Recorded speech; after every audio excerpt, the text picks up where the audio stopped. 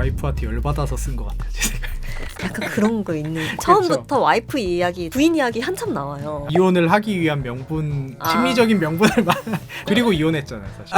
맞아.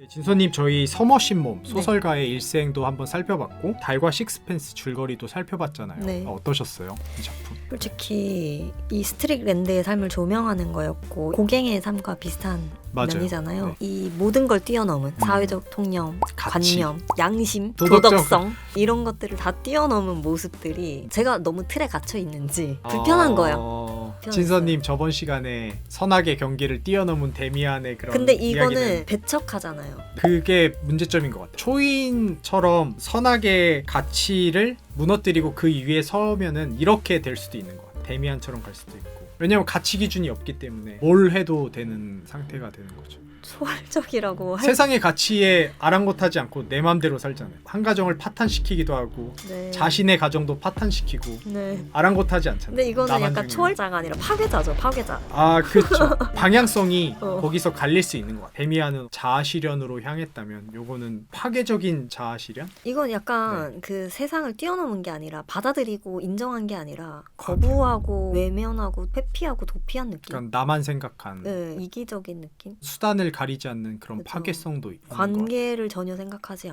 않고. 내가 예술가가 되어야겠다는 그런 목적 의식에 맞아요. 걸리는 거는 그냥 다 짓밟고 지나가는.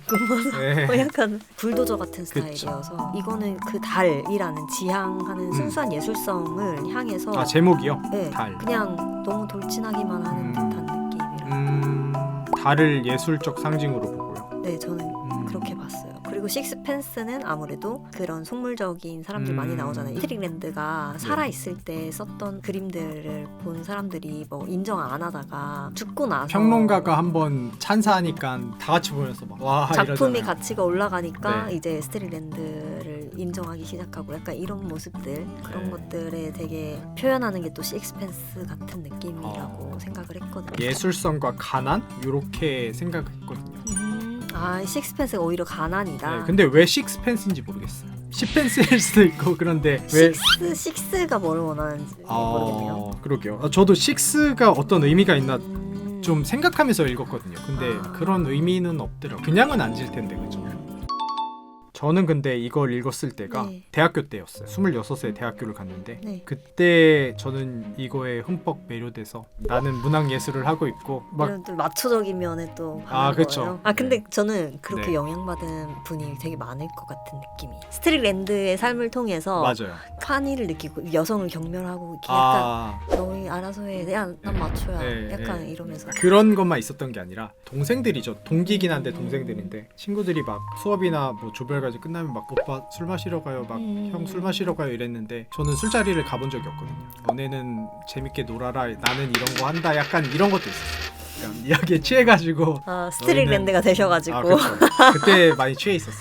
근데 좀 네. 비슷해요. 왜냐면 저도 다르지 않은 게 지금이랑 정말 다른데 네. 연극할 때는 네. 연극이라는 것도 사실 네. 가난 이게 떨어질 연결되어 수가 있는 없죠. 거거든요. 네. 연극이. 예술이란 게 주목받기 전까지는 맞아요. 그래서 이때 제가 막 가난한 연극이 예술가의 네. 참모습이다. 아, 근데 배신감을 요즘에 많이 느끼는 게 이 네. 책 속에는 막 가난한 아. 걸 지향하는 게 많은데 실제 삶이 유명한 작가가 되면 부자가 되는 경우가 아. 많은데 그럼 다 방탕하게 살더라고요. 작가들이. 이거를 쓴 서머신몸은 초호화 생활을 했죠. 네, 이뿐만 아니라 우리가 이전에 했던 유명한 네. 작가들도 돈이 많아지면 되게 풍요롭고 화롭게 살더라고요. 그래서 제가 생각한 거는 문학의 위험성이 있어요. 그러니까 문학에는 영화 시작하기 전에 그런 거 하잖아요. 15세 관람가 해놓고 어린 자녀와 볼 때는 지도가 필요하며 네. 뭐 함부로 따라하지 마세요. 막 이런 것도 있는데 문학은 그런 게 없어요. 필독 도서로 정해져 있어요. 그러니까 그게 이제 대딩 때 읽으면 이제 그렇게 그 작가님처럼 되는 맛이 거죠. 가는 거죠. 저는 부끄러워요 그때 생각하면. 그러니까 그게 문학의 위험성인 거. 힘이기도 하고 정부에서도 그렇고 금서라는 걸 괜히 정해놓는 게 아니죠. 아, 문학을 읽을 때는 조금 동화되면서 동시에 조금 비판적인 관점도 네. 중요한 것 같아요. 저는 문학에 빠졌던 게 그냥 다 동화의 그런 길이었거든요. 근데 저도 그랬어서 네. 조르바 읽었을 때도 그랬어요. 이렇게 살아야겠다. 난 예술을 지향하고 문란하게 살아도 이건 관념을 뛰어넘은 사람이고 네. 약간 이런 착각, 이걸 허용하는 거라고 생각을 한 거예요. 그런 위험성이 있는데 저는 이번에 읽을 때 조금 네. 달랐던 게 이 식스펜스를 저는 속물적인 사람들, 네. 이런 돈을 밝히는 이렇게 생각한다고 했잖아요. 오히려 되게 이분화를 시켜서 네. 가난하고 순수한 예술성을 찬양하고 그렇지 않은 사람들을 되게 비난하는 것처럼 나오니까 더 사람이 편견이 생겼을 것 같아요. 만약 과거에 저였다면. 네. 아까 그랬잖아. 나는 이런 거 하는 사람이 아니야. 술 그러니까, 마시고 맞아요. 나는 관계에 나는 집착하는 고귀한 사람 예술을 아니야. 할 거야. 네. 이러면서 더 자기만의 세계로 오히려 더 빠져들고 갇히게 되는 오류를 젊은이들을 범할 수 되게 있다. 많이 매혹시켜서 타락을 많이 시켰을 소설 같아요. 약간 호밀밭의 파수꾼도 그런 약간 느낌이잖아요. 그런 느낌이죠. 예술에 대한 열망을 부추기는데 이만한 소설이 없는 것 같아요. 되게 이거 예술가들이 좋아할 만한 메시지가 그쵸. 담겨 맞아요. 있는 듯한 반항적인 느낌도 있고. 저는 요 당시에 대학 교수님께서 그런 얘기를 물어보셨어요. 당대에 주목받더라도 형편없는 소설을 쓰는 사람이 되고 싶니, 아니면 주목을 못 받더라도 후대에 명작을 남긴 걸로 인정받는 사람이 되고 싶니 물어봤을 때 후자를 택했거든요. 지금도 지금의 선택은 당대에 인정받고 명작을 남기는 거죠. 네. 저랑 네. 흐름이 비슷하게 바뀌어 네. 오셨네요. 피카소의 삶을 선택할래, 고갱의 삶을 선택할래 이런 거죠. 피카소는 부도 누리면서 그쵸. 명성도 인정도 누리고 인정도 받고 다 하는. 너무 위험한 사람이에요. 잘못 이게 읽으면 정말 위험한. 그쵸. 혼자만은 살아갈 수 없는 세상이고 사실 스트릭랜드조차 이 소설에서 도움을 엄청 받잖아요. 그 친구의 도움도 맞아요. 많이 받고 헌신도 많이 받고 사랑도 많이 받고 근데 그런 걸 되돌려줄 줄 모르는 사람이었어요. 고마움까지 뛰어넘은. 약간 소시오패스예요. 약간 이거는 네. 부적응자.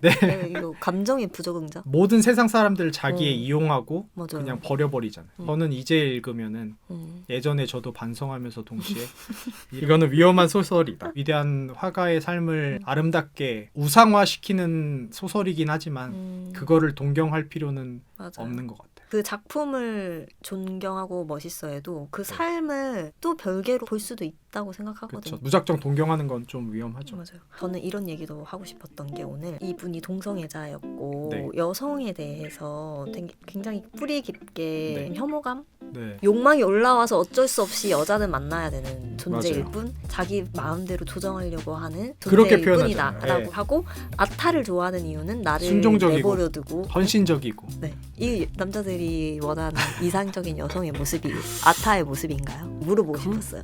그렇지는 않아요. 네, 아 진짜요? 네. 그러니까 저는 이게 여자의 입장에서 읽어서 사실 이렇게 불편해지는 부분들이 너무 그럴 것 많았거든요. 근데 이게 남성이 읽었을 때는 네. 그런 부분이 불편하다고 느껴지진 않았을 것 같고 오히려 약간의 쾌감이 있을 수도 있겠다라는 생각? 제가 저번 시간에 말씀드렸나요? 이게 혐오라는 게 가장 쉬운 거잖아요. 아, 네네네. 여기에 여성 혐오에 대한 의식이 담겨 있는데 혐오하는 게 가장 쉬운 방법이거든요. 혐오하면 이해하지 않아도 되고 공감하지 않아도 되고 책에 아까 비판한다 그랬는데 그런 혐오에 대한 감정을 비판하고 있죠. 비단 여자와 사랑뿐만 아니라 우정까지 다 버리잖아요. 소시오패스라고 생각해요 저는. 네, 소시오패스적인 예술을 하느니 안 하는 게 낫지 않을까. 예술과 저는 문학은 이제 세상과 이야기도 하고 교감하고. 호흡하면서 더 좋은 작품이 나올 거라고 생각하거든요. 그리고 인류애가 담겨 있어야 된다고 생각하거든요. 그쵸. 사람을 사랑하는 마음 있잖아요. 정작 이런 작품 써놓고 자기는 되게 사랑하고 교육 사업도 하고 맞아요. 그 약간 이중적이에요. 그 약간 뭐지? 그 당시에 그런 감정을 담았던 것 같아요. 와이프가 험담하고 당했다 그랬잖아요. 네. 그거 비판하는 내용이 있잖아요. 꽁이 안에 소심하네. 그렇죠. 그리고 그것도 있었던 것 같아요. 자기 문학 작품이 잘 되니까 와이프가 자랑도 하고 그랬을 거 아니에요. 그거 비판하는 것도 담겨 있잖아요. 그걸 되게 안 이롭게 생각한 거였죠. 이기적으로 살긴 했죠. 와이프를 두고 동성애 애인을 동시에 두고 맞아요. 유지하려고 했던 건 사실 그런 욕심이죠. 애인이 죽고 나서 네. 영국 문학계를 위한 삶을 살거든요. 그렇기 때문에 저는 약간 이제 이분이 직전의 삶은 네. 어떻게 보면 자기 자신의 생각하는. 예술을 생각하면서 산 삶이고 그때 이제 나왔던 게 이 아, 책이잖아요. 그래서 좀 그랬던 것 같고.